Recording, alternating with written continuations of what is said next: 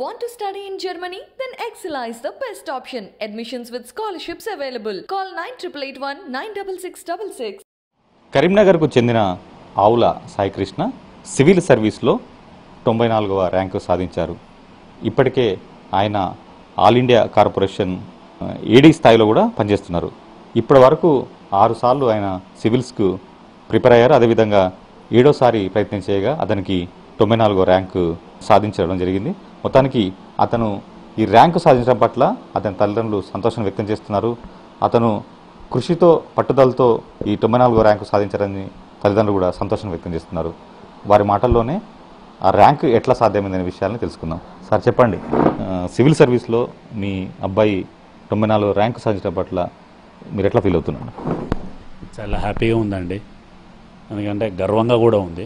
మా అబ్బాయి ఆ స్థాయికి ఎదగడం కూడా తను కష్టపడి తను ఎదిగి ఇవల్ల ఒక సివిల్ సర్వీస్ 2022లో 94 ర్యాంక్ సాధించు. తను చిన్నప్పటి నుంచే ఉంది, 7వ తరగతి నుంచి వెళ్ళి తనకు అనుకోకుండా ఒక సంఘటన జరిగింది. సుమితా డావ్రా కలెక్టర్ కరీంనగర్ గారికి ఉన్నప్పుడు ధర్మాపురిలో ఎదురయ్యారు. అప్పుడు మా బాబుకు ఆమె హాయ్ చెప్పింది. హాయ్ చెప్పిన తర్వాత వాళ్ళు వెళ్ళిపోతుంటే వాళ్ళు ఎవరు ఏంది అనే మేడం ఎవరనే విషయాలు అడిగాడు. ఇట్లా అంటే మరి ఏం చేస్తే నేను అలా కాగలను అనేది అప్పుడు చెప్పాను. ఇట్లా అంటే నేను అదే అవుతాను అని తను అప్పుడే నిర్ణయించుకున్నాడండి. నేను నాకు కావాలని. ఎస్ఎస్సి వరకు పారమిత స్కూల్లో కరీంనగర్లో చదువుకున్నాడు. మంచి ర్యాంక్ వచ్చింది. సార్ కూడా బాగా పారమిత ప్రసాదరావు కూడా మంచి సహాయం చేశారు. తర్వాత మా బాబు నారాయణ కాలేజీ ఇంటర్మీడియట్ హైదరాబాదు, అది అయిపోయిన తర్వాత నిట్టు వరంగల్లో బీటెక్ చేశాడండి. అందరికీ ప్లేస్మెంట్ ఇప్పించి తను తీసుకోలేదు. ఎందుకంటే తనకు సివిల్స్ ఉంది కాబట్టి అది అయిపోగానే ఢిల్లీ పోయి వాజీరామ్ కోచింగ్ సెంటర్లో కోచింగ్ తీసుకొని 2017లో ఎగ్జామ్ 16లో రాశాడు, రాలేదు, ఫిలిమ్స్ రాలేదు. 17లో ఫిలిమ్స్, మెయిన్స్, ఇంటర్వ్యూ, సెలెక్షన్. అప్పుడు 728 ర్యాంక్ వచ్చింది బాబు.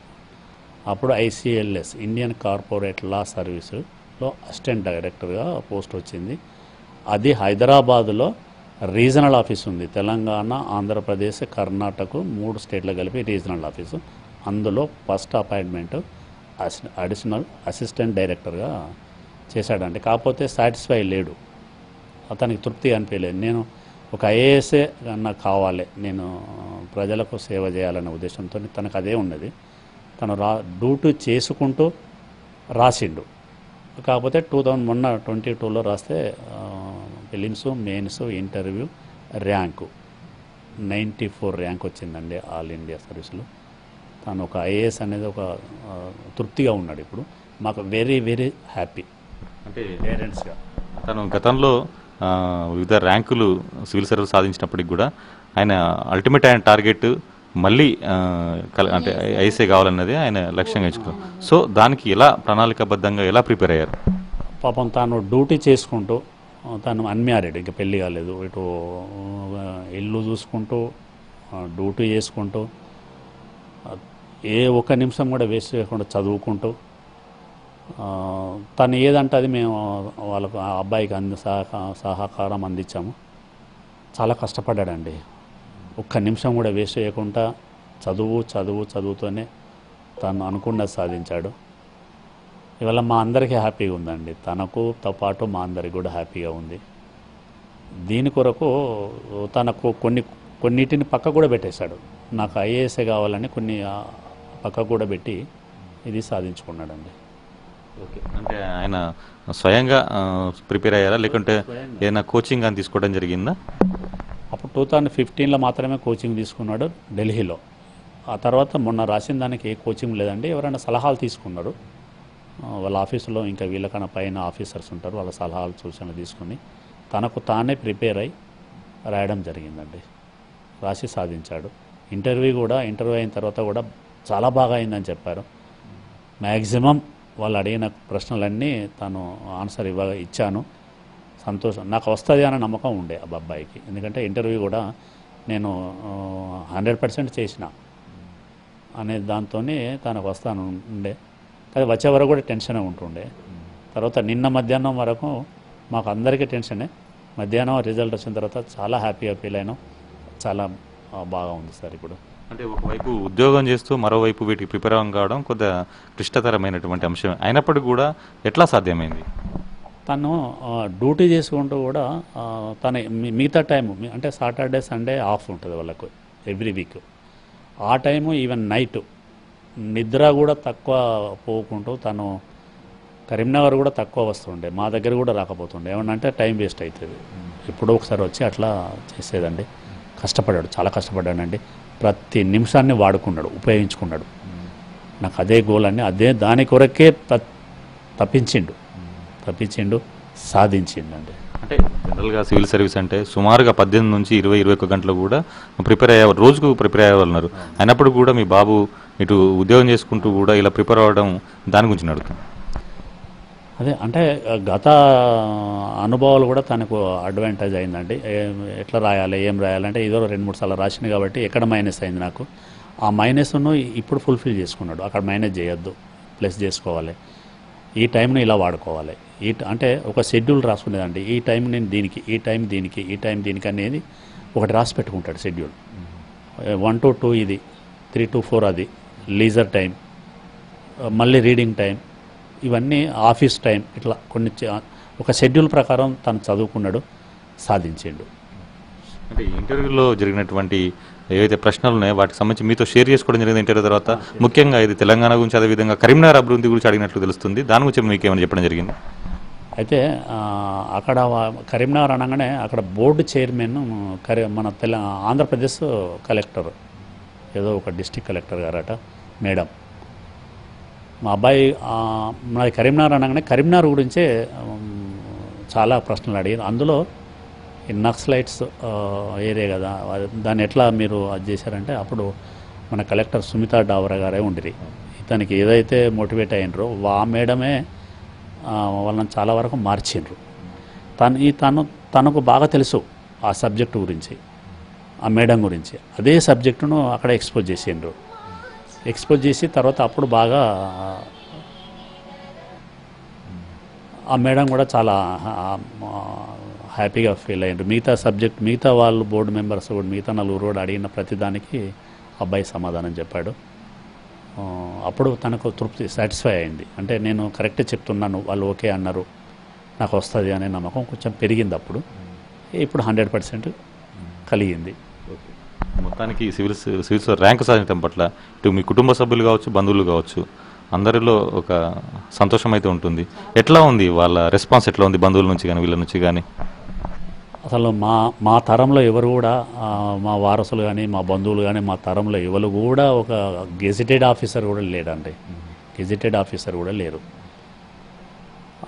ఆ దేవుని దయ వలన, మా బాబు తన యొక్క పట్టుదల వలన ఇవాళ ఒక అత్యుత్తమ ఆఫీసర్గా సాధించిండంటే చాలా చాలా గ్రేట్ అండి. మా బంధువులు విపరీతమైన ఆనందంలో ఉన్నారు. అసలు ఊహించుకుంటలేరు, ఇది నిజమా, ఇది జరిగిందా, జరుగుతుందా, ఇంత చేసిండా, వీడు ఇంత నాలెడ్జ్ ఉందా, మనకు అట్లా కనబడడు, సింపుల్గా ఉంటాడు. తను ఎక్కువ వరకు సొసైటీలో కాకుండా పుస్తకాలతోనే ఉంటాడు సార్. ఎక్కువ పుస్తకాలు, ఆధ్యాత్మిక టెంపుల్స్, ఈ రెండింటినే ఎక్కువ తను లైక్ చేసేవాడు. మా బంధువులు కానీ సమాజంలో కానీ తను ఎవరు అంటే ఎక్కువ తెలియదు. కానీ ఇప్పుడు అనిపిస్తుంది వాళ్ళకు, తాను ఇట్లా వండుకుంటూనే ఇంత స్థాయికి ఎదిగిండు, ఇంత గొప్ప వ్యక్తి అయిండు, ఊహించని అతనిలో మార్పు వచ్చింది అనేది చాలా ఫీల్ అవుతుండండి. అది చెప్పరాదండి. ఆ ఆనందము, ఆ సంతోషం అనేది వర్ణాతీతం. అంటే ర్యాంకు సాధించడం ఇటు కరీంనగర్ జిల్లాకే కాదు రాష్ట్రానికి కూడా గర్వకారణం. మొత్తానికి ఇప్పటి నుంచి అధికారుల నుంచి ప్రశంసలు కానీ, మీకు ఫోన్ కాల్స్లో కానీ మీకు ఆ స్పందన ఎట్లా ఉంటుంది? నాకు నిన్నటి నుంచి చాలా ఫోన్లు వచ్చినాయండి.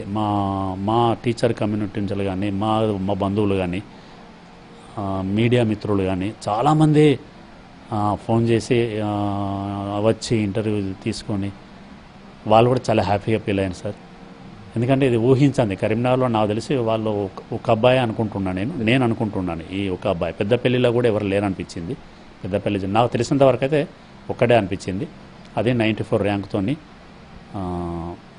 ఐఏఎస్ సివిల్స్ సాధించడం అనేది తన అదృష్టం మాకు ఇంకా ఎక్కువ, మాకు ఎక్కువ అంటే ఎక్కువ. అసలు మేము జీవితంలో ఊహించుకోలేదు మా అబ్బాయి ఇంత స్థాయి ఎదుగుతా ఒక జిల్లా అధికారి హోదాకు వస్తాడా అనేది మేము ఎప్పుడు అనుకోలేదండి, ఎప్పుడు అనుకోలేదు. మీరు చెప్పండి అమ్మ, మొత్తానికి మీ బాబు 94 ర్యాంకు సాధించడం పట్ల సంతోషమైన విషయం. మొత్తం మీ కుటుంబాల్లో ఎట్లా ఉంది, ఈ రెస్పాన్స్ ఎట్లా ఉంది? చాలా సంతోషం, చాలా అంటే చాలా. అసలు ఆ స్థాయికి రావడం గర్వకారణం.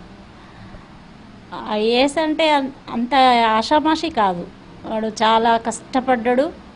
ఎందుకంటే వాడు ఇప్పుడు అంటే ఇంకా మ్యారేజ్ కాలేదు కాబట్టి తను వర్క్ చేసుకుంటూ స్టడీ చేసుకుంటూ తన బాధ్యతలను నిర్వర్తిస్తూ ఎక్కడ ఎలాంటి లోటుపాటు లేకుండా వాడి జాబు ఫిలప్ చేసుకుంటూ ఇటు స్టడీ పరంగా చాలా కష్టపడ్డాడు. అమ్మ అట్లనే ఉంటుంది ఇక లైఫ్ అంటే కష్టమే. నాన్న ఎందుకు నాన్న నీకు ఇంకా వచ్చిన దాంతో సరిపుచ్చుకోవా అంటే, లేదు మమ్మీ నేను అనుకున్న గోల్ ఇంకా రీచ్ కాలేదు, అది గోల్ రీచ్ అయినాడు నాకు సంతృప్తిగా ఉంటుందని సాధించిండు. మాకు చాలా అంటే ఎంత ఆనందం అంటే అసలు నిన్న మాకు మాటల్లో చెప్పలేను. ఒక తల్లిగా నా జన్మ ధన్యమైంది అనుకుంటున్నా. చాలామంది మా ఫ్రెండ్స్ కానీ మా రిలేషన్ కానీ అసలు నువ్వు ఒక అమ్మగా కలెక్టర్ తల్లిగా అంటే అసలు చెప్పడానికే గర్వంగా ఉంది నాకు. అంటే ఇప్పుడే గతంలో కూడా 6 సార్లు ప్రయత్నాలు జరిగింది, ఇప్పుడు 7వ సారి సాధించడం జరిగింది. ఆ 6 సార్లు విఫలమైనప్పుడు, అంటే విఫలం కాదు, మంచి ర్యాంకు రానప్పటికీ కూడా ర్యాంక్ అయితే సాధించడం జరిగింది. మీతో అంటే మంచి ర్యాంక్ సాధిస్తాను, ఐఏఎస్ సాధిస్తా అని చెప్పి మీతో అట్లా ఎప్పుడైనా చెప్పడం జరిగిందా? తప్పకుండా నేను సాధిస్తాను మమ్మీ, నేను ఖచ్చితంగా అది నేను ఒక పెట్టుకున్నాను, ఏం పెట్టుకున్నాను, గోల్ పెట్టుకున్నాను, ఐఏఎస్ అవుతాడనే నమ్మకం నాకు కూడా ఉంది. ఒక అమ్మగా ఆయన కొరకు నేను ప్రత్యేకంగా దైవాన్ని నమ్ముతాను. నేను సాయినాథుని బాగా, సాయిబాబాని నమ్మున, ఆయన పేరు కూడా అదే పెట్టుకున్నాం. అందుకే నాకు నమ్మకం బాబా ఖచ్చితంగా మా అబ్బాయిని చేస్తాడనే ఆ నమ్మకం నాకు కలిగింది. నాన్న నువ్వు సాధిస్తావు అని చెప్పాను, వాడు కూడా సాధించిండు. మా బంధువులు చాలా అంటే చాలా, మా అమ్మ వాళ్ళు, మా అత్తయ్య వాళ్ళు, ఇటు వీళ్ళు కానీ వాళ్ళు కానీ, మా ఇళ్ళల్లో ఇంత స్థాయిలో ఎవరు లేరు. ఉన్నారు, జాబ్స్ అందరు చేస్తున్నారు, సాఫ్ట్వేర్ రంగంలో ఉన్నారు, బయటికి వెళ్ళిన వాళ్ళు ఉన్నారు. ఇప్పుడు మా అత్తయ్య వాళ్ళ తరపున కూడా, మా అత్తమ్మ వాళ్ళ ఫ్యామిలీలో కూడా అందరూ టీచర్సు, సాఫ్ట్వేరు, అమెరికాలో సెటిల్ అయిన వాళ్ళు ఉన్నారు, పిల్లలు పెద్ద పెద్ద హోదాలో ఉన్నారు. కానీ ఈ స్థాయిలో లేరు. వాళ్ళు డబ్బు పరంగా ఉండొచ్చు, కానీ హోదా పరంగా అంటే మా అబ్బాయి ఉన్నారు. చాలా సంతోషం, ఇప్పుడు అందరికీ చాలా సంతోషం, చెప్పుకోవడానికి వాళ్ళకు కూడా గర్వకారణమే. మా అబ్బాయి అనేది ఒకటి ఉంటుంది కదా, చాలా హ్యాపీగా ఉంది. అసలు మాటలు చెప్పడానికి వస్తలేదు, అందరూ హ్యాపీగా ఉన్నారు. చాలా అంటే చాలా. బాబు జాబ్ చేసుకుంటూ సాధించడం అంటే చాలా, ఇక మీకు నేను చెప్పనవసరం లేదు. కష్టపడ్డాడు ఆయన. ఎట్లా అంటే ఇక ఒక స్టడీ తను గదే ఇప్పుడు సార్ చెప్పినట్టుగా షెడ్యూల్, ఏ టైంలో నేను ఇది చేయాలి, ఏ టైంలో అయితే నాకు ఇది సెట్ అవుతుంది. ఆఫీస్లో కూడా వాళ్ళకు బాబుకు బాగా సహకరించిండు, వాళ్ళ సలహాలు సూచనలు, వర్క్ వాళ్ళు వాళ్ళకి ఏదైతే ఉంటుందో అది వర్క్ చేసుకుంటూ ఇటు స్టడీ చేసి ఈరోజు 94 ర్యాంక్ రావడం అంటే అంత ఇది కాదు. వాళ్ళ సార్లు కూడా చాలా సంతోషపడ్డారు. మా అబ్బాయి ఇట్లా కలెక్టర్ అంటే ఇక చాలా హ్యాపీగా ఉంది. కాకపోతే ఇంకా అబ్బాయి రాలేదు మా దగ్గరికి, తన డ్యూటీలో ఉన్నారు కాబట్టి తన ఒకటే ఒక మాట, అమ్మ నేను సాధించిన అయ్యింది, వచ్చింది మమ్మీ అని ర్యాంక్ వచ్చిందని చెప్పిండు, మాతో షేర్ చేసుకొని తన డ్యూటీలోనే ఉన్నారు, ఇంకింటికి రాలేదు. సరే, తాను 7వ తరగతి చదువుతున్నటువంటి వయసులో గతంలో కరీంనగర్ కలెక్టర్ పనిచేసినటువంటి సుమిత డ్రావర్ను స్ఫూర్తిగా ఆదర్శంగా తీసుకున్నటువంటి ఆవుల సాయికృష్ణ తాను కూడా ఏనాటికైనా ఐఏఎస్ కావాలన్నదే లక్ష్యంగా పెట్టుకొని దానికి అనుగుణంగా ప్రణాళికాబద్ధంగా కష్టంతో ఆయన ఈరోజు ఐఏఎస్ సాధించారని తాము ఎంతో సంతోషిస్తున్నాము తల్లిదండ్రులుగా. అదేవిధంగా గతంలో తమ కుటుంబాల్లో గెజిటెడ్ ఆఫీసర్ కూడా లేరు, కానీ తమ కుటుంబంలో ఒక ఐఏఎస్ ఆఫీసర్ కావడం చాలా సంతోషంగా ఉందని తల్లిదండ్రులు గర్వపడుతున్నారు. కెమెరామెన్ కిషోర్ కుమార్తో Ramakrishna, iDream news, Karimnagar నుంచి.